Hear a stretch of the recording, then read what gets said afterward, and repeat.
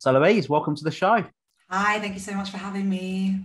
Really looking forward to our conversation. Now, this is going to be, I suppose, a slightly different conversation to some of those that I've had with many of the guests on this show, in that we go back a few years and have known each other a little while. Makes us feel really old now, don't we? You know, we're getting older. And what I'm particularly looking forward to this is that I think you and we've known each other for many years. So just for the purpose of the listener, Louise used to go out with one of my friends, and that's how we got to know each other. And then sort of fast forward 10 plus years, then we've both sort of reconnected, doing similar things in different ways, or certainly having similar passions. And that's what I'm really looking forward to having a conversation about today. So how you been, Louise? Yeah, really good. Thank you. I've just spent the last 2 months in Mexico and LA, and now I'm back, and it's just straight back to work, back to the grindstone, back to the hustle. You know how it is, trying to find a bit of balance in the craziness. Well, I think that's a really interesting point to start talking about, because you being in the hustle and then trying to find the balance is what has been a big catalyst really in kind of you getting to where you are now. So if we can, we're going to get really sort of in depth. We just heard a moment ago about the great work you're doing with Open House and various different things. So we're going to come to that, and a lot of your way of thinking and the stuff that you now, I suppose, like almost preach about, really wanting people to know about because of how important it's been for you. And we're going to get to that in a moment. But as always, whenever I have a guest on the show, I like to know why they're doing what they do.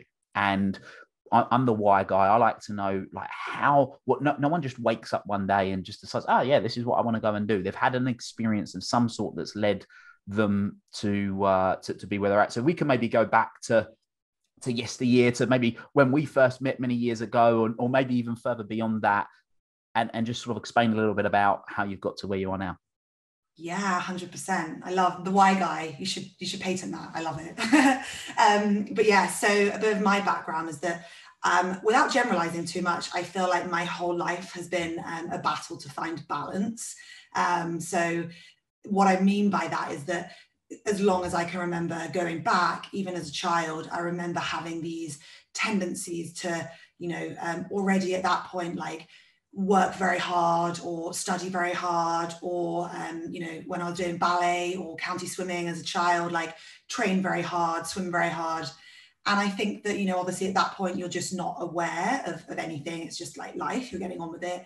And then you kind of move into adulthood. And then when I kind of hit my exams and my GCSEs, I remember like I would sit in my bedroom for like 12 hours a day. I would have an itinerary for the day, like all the things I was going to revise. And I'd have Post-its being like, work harder, like don't stop. Like looking back, like I'm laughing, but it's obviously actually quite sad as well, because that poor little girl already at that point was like so like pushing herself so much. And then that kind of just actually got worse and worse throughout adulthood. I went to law school straight after university. And then after law school, it was into the law firm, and then it was into running my own business. And, I actually left a legal career, set up a marketing agency. And alongside that big overworking streak, this showed up also in so many other places. Like I worked in the fitness industry, and a lot of this showed up there, like huge amount of overtraining in the gym, way too much, like bad relationship with food, bad relationship with exercise, bad relationship with myself, I guess you could also say, because that's actually what underpins these things. So yeah, I think that for me, this idea of finding balance has always been kind of out there in the ethosphere. And it wasn't until literally 2 years ago that I went to therapy for the first time ever that I started to understand where and why, these things were happening. So that whole overachiever trait for you is something that for a lot of people, they would look at, well, that's great. You get great exam results. You've gone to law school. You've done this, you've done that. You've really pushed yourself. But what you're saying is that it was kind of being done to a detriment, right? So at what point did you realize that all of the overachieving wasn't that, oh, great, I've got all these certificates on my wall, or all of the whatever it is, for you to go, actually, this is not a good thing? And for you to go, this isn't right. Like what was the moment for you? Yeah, great question. So I was running my own brand and marketing agency in the fitness industry, and did that over the course of 4 or 5 years and built it up, 6-figure agency, lots of employees. Like you said, from the outside, everyone thought I had the perfect life, traveling all over the world, flying to Dubai, New York, LA, looking good because I was in the gym the whole time. From the outside, people thought I had this perfect life. But things were just spiraling kind of silently whilst that was happening. During the week, I was so stressed at work always, as many business owners will understand. But on top of the stress at work, which was getting progressively worse as the business got bigger, the stress that my body was under through the exercise and the diet that I was on was bad in the physical sense. And then on the weekends, I had a lot of clients in the nightlife industry, restaurants, bars in Mayfair. So I got into this very kind of detrimental cycle where the weeks would be manic. And instead of relaxing on the weekends, I would go out to see my clients for one drink, and it would then spiral into, like a huge night out, and probably just drinking way too much because now I understand more about it. I was trying to numb my nervous system and the overwhelm that I was experiencing. And that just kept happening and happening and happening. I then started taking sleeping tablets as well because I wasn't sleeping enough. And everything just kind of came to a head where one evening I went out and I just had an awful night out, just put myself in a situation that I never would have been in if I was sober. And, came home, took some sleeping pills. I just woke up the next day and I was like, I can't do this anymore. Like, I had a light bulb moment where I realized the stress from the business, the stress that I was putting myself under, it was all accumulating and building up into these cycles that were just getting bigger and bigger and bigger. And so in that moment, I just realized the next day, I was like distraught. I think it was like I finally let it all come out. All the stuff I've been holding on to silently, I just let it come out. And I called my mum, like hysterically crying. I remember I was walking around the city of London, just crying and crying and crying. And just in that moment, I just remember saying, like, something has to change. And that was the moment. And this is one of the reasons that I really wanted to get you on the show, because there's a lot of people that will be listening to this right now that are the high performers, the hyperachievers, the overachievers, that can resonate with that cycle that you've mentioned about, they're absolutely maxed out all week and then get to the weekend and then going again. I mean, we're sort of the similar age, sort of both in our early 30s. And in terms of that lifestyle, like you say, the traveling around, the nice restaurants, nice clubs, nice whatever, it can build up and build up and build up. And what it's interesting you mentioned about the drinking, because I have a belief that you may or may not agree with, that people that overuse any form of substance, and it doesn't always have to be a substance, it could be sex or whatever else, ultimately they're doing it because they're masking a pain, right? And deep down somewhere, they're masking that pain in some way. And I made a decision to stop drinking on my 29th birthday, actually. And the original thing that I said to myself was, well, I'm going to have a year off. And I said, set myself a challenge because, like many people, I'm not an everyday drinker. I never have a beer every day, but if I'm going out, I'm out. And it's like the wheels are coming off. Literally, the wheel are coming off, and I'll be the guy that's the most drunk guy, fallen asleep at some point, and it just be ridiculous, right? Not wake up the next day, not remember the night, blacked out, spent an absolute fortune, made an absolute prat of myself, had beer fear the next day, all that stuff. And I just said, it's so detrimental to what I actually wanted to be achieving, being incongruent. So I talk a lot about congruence, and what I mean by congruence is that your actions and intentions are aligned. If they're not, then you're incongruent. And then that creates all of the negative emotions that we don't want to be experiencing anyway. And I made that decision to step away from that, which then, I mean, since then, I've decided that actually I much prefer the sober life, and I've maintained it since. And we'll have a conversation about sort of your opinion on sobriety in a second. But that key there that you've said is that you become aware that you're in this vicious cycle, and it was only when you stepped out that things could change. And I remember in lockdown, there was a social media, a thing flying around on social media that you probably saw, with a load of matches burning, and then it's like a line of matches and then a load of more matches. But there was the one match that stepped out, because obviously if they're all lined up to each other, then they all just keep burning. But if one steps out, then it stops everything else from burning. And I think that's the to use the term burning, like burning out, which effectively I know you've experienced burnout and stuff, is that moment, is stepping out and go, right, I'm going to do something different now. I love that. And I also feel like exactly that, you know, I stepped out, but for me in that analogy, that match was right at the end of the line. You know, I let it go so far, literally so far, like it wasn't great. But I wish that for other people that they could put that match in the middle or towards the beginning of that journey of matches. And I guess that's something that we both feel very passionately about, particularly with sobriety. But like you said, whatever it is, whether it's alcohol, drugs, sex, shopping, food, exercise, you know, moving that match forward through the line so you don't have to get to the point, you know, the car crash, the end of the roller coaster is something I feel very passionately about, because if I can help people not go through what I went through, then I would love to save them that pain. Which is exactly what we're going to be talking about. But whilst we spoke about alcohol, really quickly, let's talk about it. What's sobriety been like for you? Oh, yeah. So for anyone listening, I am now 3.5 years sober. A little bit like Will, I didn't plan to give up forever. I basically just said, look, 30 days out. That's what I needed to do. And I actually never looked back. So for me, I found Russell Brand's book. I can't remember the name of it, which isn't very helpful. The one about giving up drinking.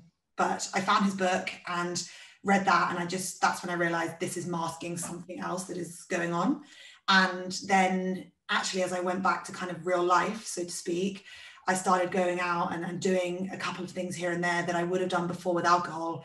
And I just realized I don't need alcohol, you know. Well, you know, I'm in no way shy. I'm very confident. I just didn't need it. And I realized that actually the benefits that I gained from sobriety were insane. So much more in control in a healthy way in myself. I always say I'm a better partner, better daughter, better sibling, better boss, better person generally. I think it is one of the most insanely magical things you can do for your life. But I also understand that it's not for everyone. If you can have 1 or 2 drinks here and there, that's great. You know, like you said, I couldn't really. I definitely wasn't an alcoholic. I would never drink on my own, never drink in the day, you know, never drink like Monday to Friday.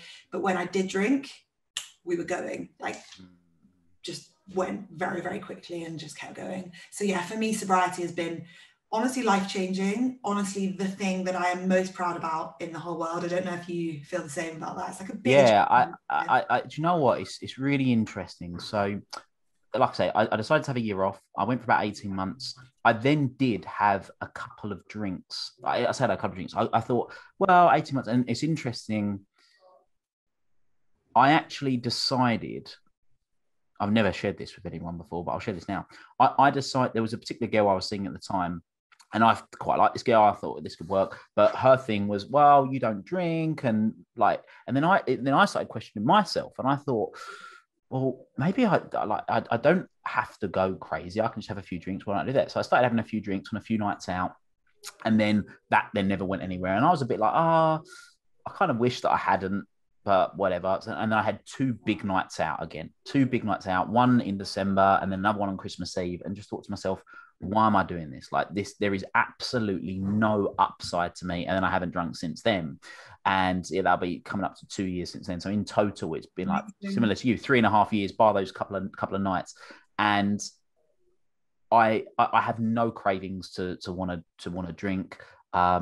Similar to you, I can go out and just be as confident, as fun, all the rest of it, but quite happy to leave at 12 or 1, wake up in the morning, get up, have the whole day and do stuff. But anyway, really, really like it. What is really interesting, I was listening to a book the other day, and they were talking about actually when people stop using whatever their substance is, they find themselves becoming more spiritual in a lot of cases. I'm interested in your thoughts on that. Have you found that for you? Oh, that's very interesting, because one big part of Russell Brand's book is that a huge step moving into sobriety is believing in a purpose, in something bigger and greater than ourselves. So I am actually quite spiritual generally. I grew up with a spiritual mother, so I've always been very open to these kind of things. And I would say that with sobriety, it has taken me closer to that path. I've always believed that we have a purpose on this planet, and we are here for a reason, and we need to just keep moving towards that, and things come as lessons and blessings and challenges, and they take us towards our true self. Every person we meet is a vehicle to teach us something, even the ones that break our heart or, you know, really, really, really hurt us. So yes, I would say I've become more spiritual, but actually what I actually think it is that I've come closer to myself. And the reason for that is that the alcohol was a block between me and my true self. And one of the things that I find most interesting that I've learned since is that you can sort of, again, without generalizing, categorize people into two categories of people. So you have the people with, if you take this in context of your nervous system, you have people who have a numb or disassociated nervous system. So these are the people that often struggle with depression. They don't feel so much. They maybe learned in childhood to disassociate from their feelings because as a child, that was the only thing they could do because they were in a family unit where they couldn't go anywhere. What I think is interesting is that those people will often use the stimulants. So they'll often use the cocaine, the ecstasy to feel more, to bring you higher, to bring more feeling into the nervous system. For me, I was the total opposite. So I wanted to numb that nervous system down. So the opposite is the people that have a sensitive nervous system, which is me, and they feel a lot and it feels very intense. They're often the ones that will move towards the alcohol, the marijuana, the sleeping tablets, because they numb that nervous system. So if you look at it in either capacity, whichever type you fit into because of what you've gone through, the substances you're using are actually like the block between you and your real self, because your nervous system isn't functioning in the way it was essentially born to. So yeah, I think it's just brought me closer to me, I would say. Yeah, I love the way you've put that. I also think it's really interesting. So because spiritual or spirituality is a word that lots of people have different opinions on. Some people think of a God, some instantly think of like God being this white bearded guy sat in a cloud or whatever. But the way you put it, which was sort of having a higher power, believing in a higher power, that's kind of how I interpreted what they meant of people getting more aligned to it. So yeah, but coming back to being more aligned with yourself is really important. And what I've found with many of my clients that have decided to have a little break for a while and do that is that what they've said is that they become so much more self-aware of those things that you've just mentioned, because where the numbing would normally happen, they're not thinking, but they're like, this doesn't feel right to me, so I'm going to take a slightly different path, because they have that level of self-awareness to be able to understand and deal with those subtleties in certain situations which normally you just wouldn't experience. Yeah, totally. The self-awareness thing is really interesting because I have become so much more self-aware. But interestingly, when I removed the alcohol, that numbing, it jumped straight to exercise. And then I removed, and I used to smoke a lot in my 20s. So, I removed the cigarettes first, and I haven't done drugs for many years, but I removed the drugs, then I removed the alcohol. And, at that point you would think like, oh, I'm sober. So you would think that would have stopped, but it didn't. It jumped to exercise, which I then had to kind of keep a handle on. And interestingly, when I broke up with my boyfriend at the back end of last year, we were in lockdown, totally sober. It was an awful breakup. I was absolutely heartbroken. And I was locked in my parents' house, literally locked in because we were in pandemic. And I had none of these numbing tactics. I had no alcohol, no drugs, no cigarettes. I wouldn't have gone back to them anyway, but I didn't have them. I couldn't go to the gym because the gyms were closed. And yeah, it was so interesting. It jumped to shopping.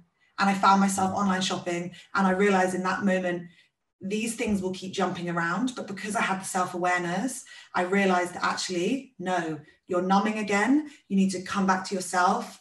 You need to look inwards, and you need to talk to yourself about this pain. So you're right. The self-awareness is the most critical piece in this, and taking the substances out of it just allow you to check in with yourself a bit more. Absolutely. So look, let's dive into this, because I know a big part of your, I was going to say transformation, but it's not really a transformation. It's I suppose a revealing of more of the real, more real Louise Rumball is therapy, right? And you've created your podcast, Open House, which just really quickly, let's just plug that. So for people that aren't familiar with the podcast, what's Open House? Yeah, Open House we're basically trying to develop a new mental health experience, because we believe that everyone has mental health and we just need to talk about it more. no one goes into a therapy room in the UK. It's very expensive. It's still stigmatized. I want to change that because for me, therapy has been the most revolutionary thing. So first series of Open House, I thought, how else can I destigmatize therapy other than live streaming my therapy sessions? So quite wild, but I'm actually quite glad I did it, because when you put yourself out there, and I'm sure you've experienced this, you get people messaging you saying, I went through that. You know, we went into a lot of things on this podcast, you know, sobriety, sexual assault, overworking, perfectionism, a lot. And it just helped other people realize that they're not alone. We're now into season 2 of the podcast, and we're taking a slightly different angle. So we're taking cultural news stories, so a lot of celebrity gossip, and basically diving down into the psychology of them and looking at a lot more like relationship and human connection stuff as well. Love that. So go and check it out, guys. We'll put the link to it in the show notes, and you can go and check those out. And I highly recommend it. So you went to therapy, and like for a lot of people, therapy is like an unraveling. And in the work that I do with my clients, typically they're looking at being where they are and getting to where they want to get to. So often people think, well, there's a knowledge gap. I need to learn more. But one of the big things that I go through with my clients is what you might think you need to learn more, but actually what we need to do is unlearn a lot of your patterns of behavior and thinking that have led you on this path today. And I know that you're really big on deconditioning and this whole thought process of deconditioning, and there's a lot to it. So for people that maybe aren't familiar with deconditioning, what is it? Okay, yes, I'm so passionate about this. And it all started when I learned that the foundations of our nervous system are laid, you know, in utero. So if a mother is stressed out, angry, upset, or depressed, or, you know, even doesn't want the baby, you know, has got pregnant and maybe isn't 100% on board with the pregnancy, this can impact the way that our nervous system is laid. So we can become more sensitive, it can become a more, our limbic system become more overactive. So that's when I became most passionate about this, when I learned this. Then what happens is, in life, we get conditioned from the second we are born. You know, our parents' reactions condition us. You know, if they hate spiders, we might hate spiders, but actually there's a lot more to it than the obvious stuff. It's just the way that the people talk about, you know, boys and girls. Boys should be like this, girls should be like this, play with the dolls, boys play, you know, with the trucks, play in the sandpit, etc., etc. So even as a young child, we are conditioned. That conditioning then just continues and continues and continues. We go to school, people say things, you know, we want to be cool, that person's not cool, they're a loser. The conditioning continues right up until and through adulthood, until one day we realize that actually we are just an entire set of lived experiences that is essentially conditioned stories and narratives that we have picked up along the way, as well as a lot of coping mechanisms. So for me, I am fascinated by kind of viewing us as, I guess, even like a jigsaw puzzle that can be taken apart, because in and amongst the jigsaw puzzle, there's a lot of pieces that are not us and they do not help us. And if you can remove them, and you know, you can't put that jigsaw piece back together because you've lost parts of it, but you can fill them with different parts that are a lot more healthy. So for me, it's about this stripping back process and then rebuilding in a way that is just so much more conducive to happiness. So that's the theory of what it is, but let's contextualize that for people. So like you said, you've done however many therapy sessions live and broadcast, plus all the other ones that you've done.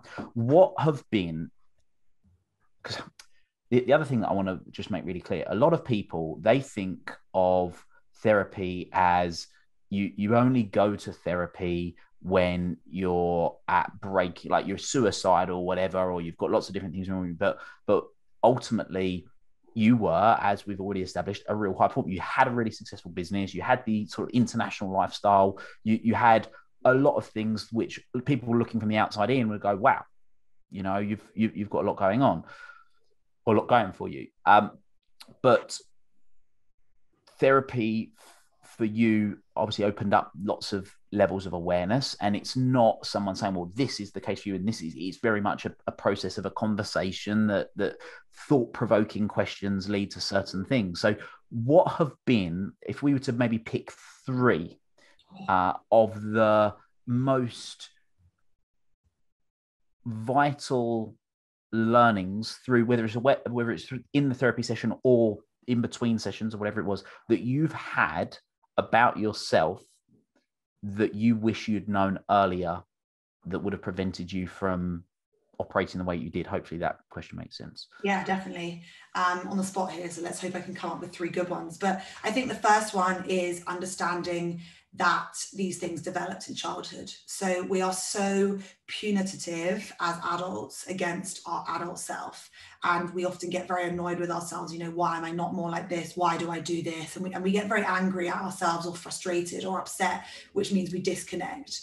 For me, the first thing is understanding that these things were laid in childhood way before I had even awareness around it, has helped me be a lot more compassionate to the way that I am. So these lived experiences were just me as a child trying to cope with the environment that I was in. So I think the first learning is that, compassion towards situations that were out of your control is one of my biggest learnings. My second learning is that you do not need to have gone through major trauma to A, go to therapy, but B, to work on healing yourself. So actually one of the most interesting learnings for me was, and hopefully my dad's not going to listen to this, but was how influential my father had been on my development through his absence. But it wasn't the traditional absence in terms of, you know, the father leaving, the divorce, the situation that many children go through. My father is still married to my mother, still in my life, love him dearly, but he worked so hard, you know, great family man, ran an amazing business, gave us the life that we all could have needed and wanted, but it meant he wasn't around. And actually what that kind of, I contextualized as a young girl was that it was because of something I had done, which sounds ridiculous as an adult. You know, of course it wasn't. But as a child, our brain doesn't fully develop until we're 25. So I guess it's similar to the first thing is again, compassion for the things we pick up as a child. But mainly it's understanding that you don't have to go through major trauma for something to really impact the way you develop. So that was the second thing for me, is the understanding that just these slight dynamics and nuances of my childhood actually massively interpreted or kind of led to who I am today. And I guess the third thing is, which I actually learned in a therapy session last week, is that in the moments, so it's a sliding scale, in the moments that I want to go towards the overcompensator, the counter-attacker side of the scale, which is when my body says and my brain says, you need to do more, you need to be better, you need to be more successful, you need to be prettier, you need to make more money, you need to lose more weight, which is a voice that's in my head all the time because it's been there my whole life. When I feel like that, actually in that moment, those things are the exact opposite of what I need. My therapist has taught me that in that moment, even though I'm being driven to do those things, I need to go right back to the other end of the scale, which is actually what I need, and that my inner child needs, is to connect with myself, to connect with people around me, to be loved, to be cared for, to speak to people, to be heard, to be seen. That's what I need, because it's the lack of that that is driving you into the other thing. So I think understanding that when these behaviors kick in, it's never about the behaviors. It's actually about something deeper, and what you really need is the polar opposite of what you're trying to push towards. Yeah, I actually love what you said there. I've studied lots of different modalities, and one of the things that I try and do is take really complex subjects and make them really simple. And one of the most simple ways that I've identified is when we have strong emotions, which is what you're talking about there, the strong drive to want to overachieve and do those things, is that ultimately that's an emotional charge. And when you have an emotional charge, it's an indication that something's out of balance. And when that's the case, ultimately you need to think or act differently. And what I've found in a lot of cases is that if that emotional charge is, that's the point where we can stop and go, I need to look at something differently here, which is basically what you're saying there, you know, is that, oh, hold on a minute. Well, if I just take a pause for a minute, that's what I've got the urge to do, but what would be the complete opposite of that, which is going to then maintain the balance to give you what you really need. It's really interesting. Yeah. Obviously there's a great Louise Hay book called, well, she's got lots of different great books, but one of them is Your Body's Talking, Are You Listening, or something to that effect. And that those feelings, those emotions, is the way that the body's talking to us in a lot of instances. I think 100%, 100%. You mentioned sort of overcompensating, and I know there's a particular type of therapy that you are. Because there's lots of different types of therapies. We won't go through them all now, but there's a particular type of therapy that I know there's 3 elements to that you feel particularly strongly about people benefiting from. What's that? Yeah, so I love schema therapy, which is something that people might not have heard of. It essentially looks at how you developed as a child and a teenager and what coping mechanisms, and we actually call them life traps. So it's the things that develop that then just keep cycling and cycling and cycling until you break them. And there are lots of different schemas. So, the one we've just been talking about is called unrelenting standards, which obviously makes sense, that I have a bar and it's unrelenting and it's like I'm constantly trying to drive towards it. But that's just one of many. I think there's like 14 schemas. I don't know if that's correct, but there's like a lot of schemas, and they can be all kinds of things. Abandonment. So a lot of people have the abandonment wound, which will really, really impact them in relationships and impact how they show up in relationships and in breakups. And, the abandonment one is very, very common. But there's also a lot. There's, mistrust, the people that will never trust anyone. There's abuse. So the very unfortunate people that have gone through, abuse as a child, that really, really shows up in how you accept relationships and love and just human connection when you're older. There's failure, there's just so many. But what I think is most interesting is that when you can work out which of those schemas relate to you, there's then 3 different coping mechanisms that generally show up for any of these different schemas and these life traps. And the 3 different coping mechanisms are counterattack. So that's me. That's when you don't feel enough, you do more. You really, really overcompensate in the hope that it will make you feel better. And, it never does. That's the thing. That's why you said a lot of people can look like they're living a perfect life, but actually they're very unhappy. You then got avoidance, the emotional avoidance. So that's something that I personally haven't experienced much. Like, I feel a lot. I'm very in touch with my emotion. But, there's a lot of people out there who avoid their emotions, don't want to have the discussion. Again, will use a lot of substances to avoid totally. Hate conflict, would rather do anything than talk about how they feel, would prefer not to connect. And then there's surrender. So the surrender one I also find really, really interesting. It basically is based on the concept that as humans, we have brains that are wired to like the familiar. And I'm sure you've got something to say on this. I think it ties back to caveman days, which is that, stay safe, stay with what you know.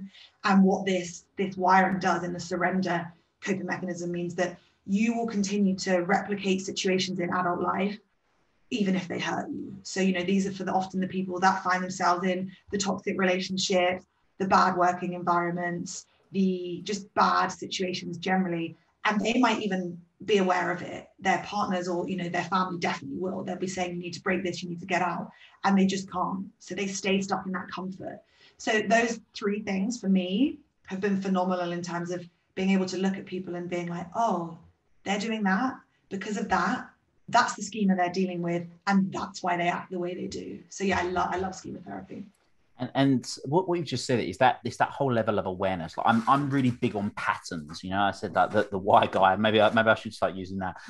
But what's the pattern of behavior that's being run? And like you say, a lot of stuff comes from childhood, and it's these belief patterns. And when we start changing them, then all of a sudden we can start operating in a different way. But it's fascinating when you have this understanding. You can start to see it in other people as well, and it becomes very interesting indeed. So for you personally, you're working through this, and like all of us, we've got a lifetime worth of healing to go through, and nobody's ever like, right, yeah, well, I'm healed, that's it, I'm done, let's close the book. And it's important to move forward. But now I'm a big believer in that it's a case of using this journey, this experience that you've had, but using it in a way that you can direct that energy and that inspiration into a way that fulfills you and benefits others. And of course, Open House has been one way of you being able to do this and work through this. What's the future? What's the vision now for you, I suppose, in your mission in life, with not just Open House, but in general, in terms of harnessing all of this to move forward? Oh yeah, good question. So I don't have a mission statement or anything like that. I should probably get one developed, but I think that fundamentally I feel like my whole purpose in life is helping people come back to their true self, because we are all so amazing and so lovable and so worthy, so worthy. But honestly, none of us believe it. It's really a minority of people that as an adult truly believes that they are, they might not say it. And of course they're like the big bravado and, but deep down, I see it in nearly everyone I speak to. They do not feel worthy of something, or of love, of connection, of success. And that for me is just so sad, because again, it comes back to the point that we spoke about at the beginning of this episode, which was that that's all learned. That's been learned by people saying that you need to be this, you need to be that. And if you're not that, you're not this. So for me, it's just about fundamentally making people and helping people to be happier by deconstructing all of these learned behaviors. And I would love to just develop a platform and an experience where it's low cost, because it shouldn't have to cost you a lot of money to be able to deconstruct these things that were put on you in the first place by someone else that you didn't ask for. And then you have to go and spend thousands of pounds in therapy to deconstruct it. So yeah, my mission and end goal, I think, would just be to help as many people as possible in a way that it can just fit into their daily life and be really normal and fun as well whilst doing it. I think what you've just said there is a really important part, is that a lot of people, and I am definitely one of these people, want everything like yesterday. It's like, right, let's just get the result. Let's just get to that point. Whereas understanding that it is a journey and it's a constant evolution of growing and learning more about yourself. Like I have like, we use Facebook a lot still for various different things. So I go on Facebook and it comes up with like the memories, right? The Facebook memories. And I look at those sort of fairly often, and I just hold my hands on my face and like, what was I thinking? Like, what was I going? But for me, that's just an example of how much I'm developing, because back then I thought it was the best thing that I could have done, and like sharing this thing and saying this thing and whatever. Whereas now I cringe at that. And sometimes even like just a couple of years ago, that can be, we're not just talking like 15 years ago, but that's that process of constantly sort of evolving and developing. The thing that you said, and this is what I think could be really important, because you're right, you've got your resources and people can learn these patterns of behavior and the way that they're operating, and they can change those over a long period of time. But there's also some really practical things that people can do. And you said around one of the big things for you was not being enough. And I think you alluded to so that's maybe born back from your relationship with your dad years ago, and how that works. Interesting. I don't know if you're familiar with Marissa Peer, but I had Marissa on the show a couple of months back, and she's got a book called I Am Enough, and a great book. Yeah. And we were talking about how a lot of people, they have this belief that they're not enough in lots of different ways, people, all different walks of life. But for people right now, because there will be a lot of them in an area of their life, whether it's in their relationship, whether it's in their family life, whether it's in their work, whatever it might be, they will feel that they're not enough. What are the Louise Rumball practical steps that people can take to start to feel enough? The sort of thing that they could implement today, tomorrow, whether it's with a way of thinking or a real practical thing that they can do to start to change that. Yeah. So the first thing is finding one, it only has to be one, human connection where you can be 100% yourself. Human connection, it regulates our nervous system. It is everything in life about making us feel calm and happy and loved and cared for and worthy is human connection. So we need to start with just finding one person, doesn't have to be quick, but that you can slowly start to share your real and honest truth. I cannot tell you that my life changed when I first of all had a partner, but also went deeper with my best friends. So I could really tell them what I was feeling, but I mean, really, like the stuff that you would not say to someone else, the deep, the dark, that stuff. If you can just have one person that you can say, look, I feel like this, that is a very important place to start. Then I know you love the ripple effect, and I love that too. Over time, as you can then start to increase that network, that's when you can become more authentically yourself, because you realize that actually you are enough, because every single person that you share yourself with and you share your truth with, they love you for who you are. And then you can do it with someone else and do it with someone else. And, you know, that for me has been the foundation. And I now have a group of people around me that they know everything about me, the darkness, the things that I tried to hide for many years, the things that I never spoke about. So I say that's the first thing. I also love things like you said, so RTT, the Marissa Peer therapy, tapping, breath work. Those are things that you can kind of do in the moment to kind of come back to yourself.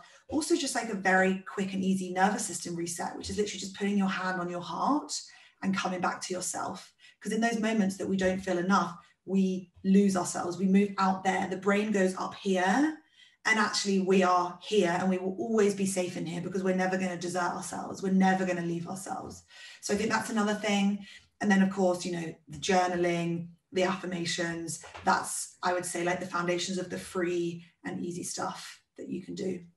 Yeah, I love the one that you just said there around putting your hand on your heart. There's an intervention that I do with people, but it starts with putting your hand on your heart, because what a lot of people don't understand is that feelings of anxiety and feelings of depression and feeling not enough and all those things that will be happening are happening in our head when we're projecting into the future or from the past. Whereas getting into the present, one of the easiest ways of getting into the present is to focus on one thing, focusing your heart, feeling the beat of your heart, which is beating however many hundreds of thousands of times a day, but just putting your hand on your heart, feeling that, and breathing and just concentrating on your breathing will all of a sudden bring you back into that moment. And what's great about focus is that we can train ourselves to focus. We can train ourselves to hone in. Meditation's a great example of this. Here's a really interesting little tip for anyone that's an overthinker. I don't know if you know this, Louise, but if you focus your eyes and don't move your eyes on one thing, so that you might find a dot on the wall, or you can focus it on a flame of a candle, you can't overthink.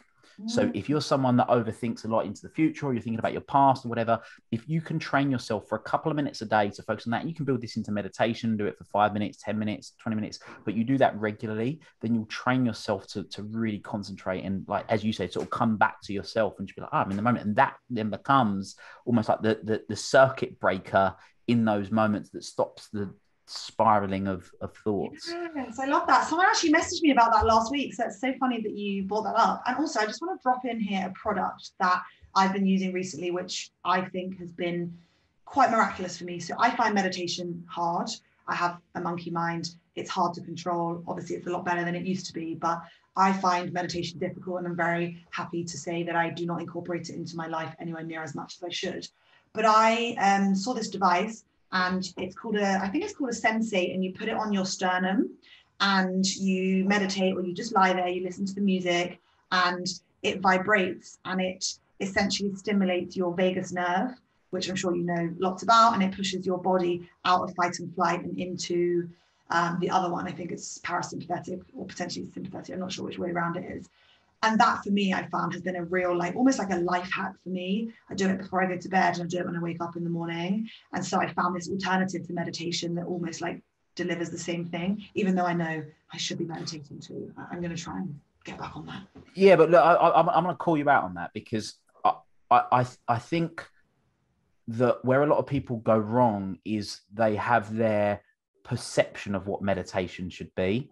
And for me, meditation could be anything, you know, going running is a form of meditation, moving meditation for a lot of people. So it's like this image that people have of, like, sat there perfectly straight, your eyes closed and whatever. If that doesn't work for people listening to this, and doesn't work for you, then find the medium that does. Yeah. And whatever it is, like you say, you're using Sensei and that's working for you. My little tip on meditation for people is I try there's a few different devices. Some of these you may be aware of, Louise, but there's the apps like Insight Timer you can use for people that aren't familiar with it. Headspace, if you want to use guided meditation. Like I say, Insight Timer is free. You can use Headspace. There's Calm. There's other devices, like when you talk about little devices. I don't know if have you ever heard of Muse before, Louise? I think I have, but I don't exactly know what it is. So a Muse device is this little thing for people that want to. Yes. You stick one of these on. It's brain sensing headband. Wow. You can tell I'm a real geek when it comes to this stuff.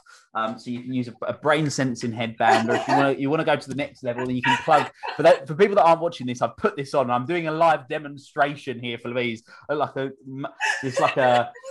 even know how you could describe what this looks like, but it's a bit of plastic that's got a. It looks like a pair of headphones. It looks like a pair of headphones, but going round your head rather than around your head. Yeah, exactly, like connected headphones. Or this, which I love, is from Heart Math Institute, which you can plug onto your ear.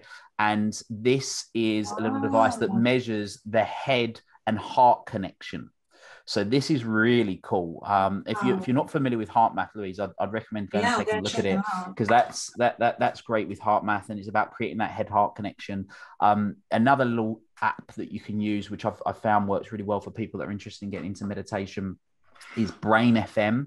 So if people aren't familiar with Brain FM, so when we're looking to meditate, we're looking to get into a certain brainwave. So we've got 4 different brainwaves. We've got alpha, which is sort of when we're most creative, beta when we're operating day to day, theta when we're in deep relaxation, and delta when we're asleep. Brain FM are sounds that play that are scientifically proven to change your brainwave within 10 minutes to get into the state you select. So if you want deep creative work, you select that one. If you want to do deep relaxation, you do that one. If you struggle to go to sleep, then you listen to the delta one, and it will help you go to sleep. So that's a really cool. I personally really like Brain FM. I'll use that quite a lot. And then there's one other little resource that people that have struggled to meditate in the traditional way. I'd always say to people, if you struggle, try one of these things. If it doesn't work, try the next one. If it doesn't work, you try the next one. So try Brain FM, try Insight Timer, try Headspace. You don't have to go and start investing in these devices and stuff to find one that works. But the other one that works really well for people that struggle with traditional sort of the eyes closed, sat still meditation is open eye meditation. And open eye meditation works really well, which is that looking at that one thing. So whether it's a flame of a candle, whether it's a screw in the wall, and just focusing on that one thing. And when you find yourself coming away from it, look at it back again. That's something that works really well for people that when their mind's going everywhere. Open eye meditation, focusing on one thing. So hopefully the listeners find that as I have to say as well that actually you make a great point that there's a lot of non-traditional ways to meditate. And for me, I found that, especially with my coping mechanisms and my counter-attacking, getting a dog has been the best thing I could ever have done for myself, because I have to take her out constantly. And I walk every single day at lunchtime, rain, shine, for 1 hour out in nature. And I feel like when you were saying all of that, I realized that actually to some extent, that is an element of meditation for me. Often I'll leave my phone at home and I will, walk through the forest and be very, very present. So I guess that maybe that is potentially like some element that I have been doing and maybe just not even realized it, because you're so right. Again, that's my conditioning. Coming back to what we were talking about, my conditioning is that meditating is you sit there upright, legs crossed, you close your eyes and whatever. And actually you're right. That's my story that I told myself, and there's so many other ways that I can do it. Absolutely. And I really stress it. So you just saying that there, one of the things that I got into about 6 months ago is playing golf, right? I played golf for years, but badly. I still play badly now, but it's for me, those 3 hours, I might take a little Instagram photo on the first tee, but then for the rest of the 17 holes, my phone goes in my bag, which for that 3.5 hours, 4 hours, it depends how many balls I'm losing, will be, it's just that calm. It's that reset for me, which I love, because I've forever got my phone with me and doing those things. So yeah, love that as a way of resetting. Before we go into sort of where people can come and find about Open House and connect with you, is there anything else that you feel would be really beneficial for people that listen to this today to know about that we've not already covered? I don't think so. I think we've covered a lot of the foundations of who we are, why we are the way we are, and just like the basic stuff that really can get you started on this journey, because awareness is the first step, right? So I don't think there's anything else. I mean, we could obviously go on for hours, but I don't think there's anything else for me to add specifically on top of what we've spoken about. No. Absolutely. Well, look, we'll definitely get you back on the show at some point in the not too distant future, because it'd be great catching up and hearing about how everything's been developing on your side. Yes. For people that thought Louise sounds incredible, which of course you are, and they want to connect with you, where can they find you? Where can they hear from you? let us know. Yes. So you can find me on Instagram. My username is I am Louise Rumball. Then you can follow Open House on Instagram, which is at Open House Life, because sadly I couldn't get the Open House tag, but anyway. And then you can also find us on the website. So this is openhouse.com. And then the Open House podcast is available on Apple and Spotify and wherever you stream your podcasts. So you should be able to find me through one of those channels, and I would love it if anyone wanted to connect. Absolutely. And make sure if you're listening to this and you're hearing this now, then tag myself and Louise on socials and whatnot so we can see what you think of the show, guys. So Louise, thank you so much for coming on. It's been really great to catch up and hear about everything you're up to and what you're doing. And thank you for sharing your pearls of wisdom with everybody listening. My pleasure, Will. Thank you so much for having me. This has been wonderful to talk to you. And for everyone that's been listening, until next time, make it happen. Thank you for listening to this episode of the Make It Happen with Will Polston podcast. Make sure you join Will's free Facebook group, the Make It Happen community. Please support the show by subscribing on iTunes, Spotify, Stitcher, SoundCloud or Google Play. Share this episode with at least one friend you think would benefit from it, and give Will a 5-star review wherever you download your podcasts. Until next time, make it happen.